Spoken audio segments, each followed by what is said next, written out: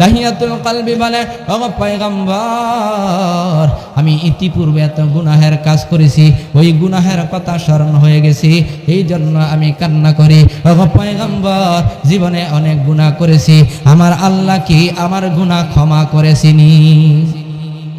আমি এই জন্য কান্দি। ও পয়গম্বর, আমার নিজের হাতে আমার অনেক মেয়ে সন্তানকে আমি জীবন্ত কবর দিয়েছি রে মুসলমান।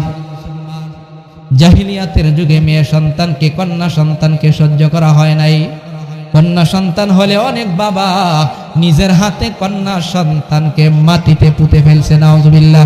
আর ইসলাম আসার পর, আমার আপনার পয়গম্বর আসার পর নারীদের অধিকার ফিরায় দিয়েছেন, সুবহানাল্লাহ।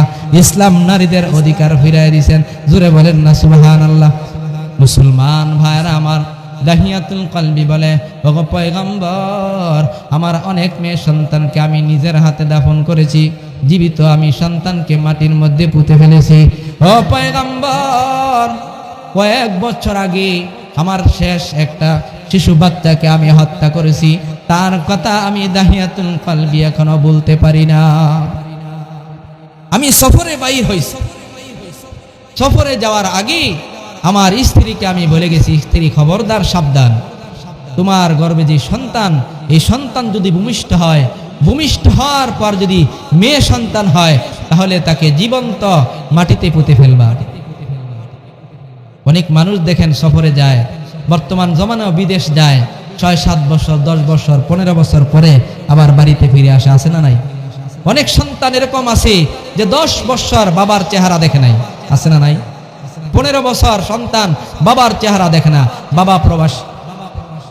দাহিয়াতুল কলবি বলেন, আমি আমার সন্তানকে গর্ভ রেখে আমি সফরে চলে গেলাম। অনেক দিন পরে যখন আমি বাড়িতে আসি, বাড়িতে এসে দেখি আমার ফুটফুটে চাঁদের মতন চেহারা সুন্দর একটা মেয়ে, সুবহানাল্লাহ। আমি বাড়িতে আসার পর আমার মেয়েটা আমাকে ইয়া আবাতি, ইয়া আবাতি বলে আমাকে ধরলো।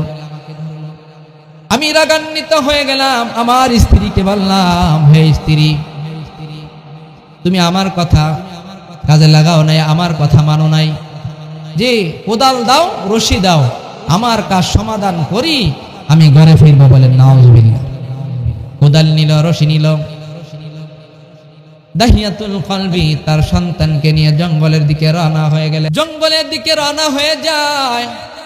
দাহিয়াতুল কলবি বলে, ও পয়গম্বর, আমার সন্তানকে যখন আমি জঙ্গলের দিকে নিয়ে যাইতেছি, আমার সন্তান বলে, বাবা আমাকে কোথায় নিয়ে যাও? আমি কোনো উত্তর দেই না।